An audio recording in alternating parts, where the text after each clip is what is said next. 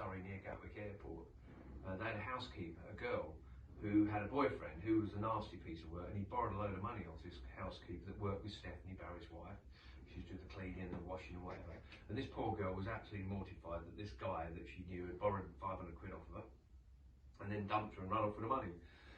Barry didn't think it was a very good idea, and I thought it was a terrible idea. We found out where this guy lived, and we actually broke into his house and stole 500 quid's worth of stuff and sold it all and gave it back to this girl. Can you imagine Barry Sheene being caught? I think the police had let us off. We were wearing balaclavas and everything. And I know it's not the right thing to do. It's a bit like Robin Hood, really, isn't it?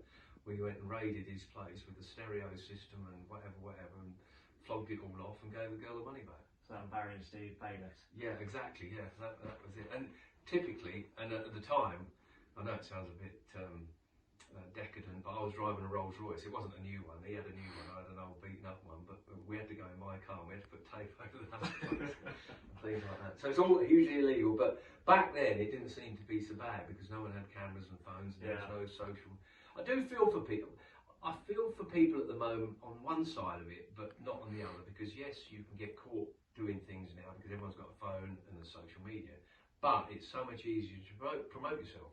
If you're doing an event and putting on a show, for instance, my theatre shows, the main way we promoted them was putting them on Twitter and Facebook and whatever, which you couldn't do in the past. You had to put it in a local newspaper and hope someone read it. So nowadays, you've got to, like most things in life, you've got to use what's available, and it's a tool.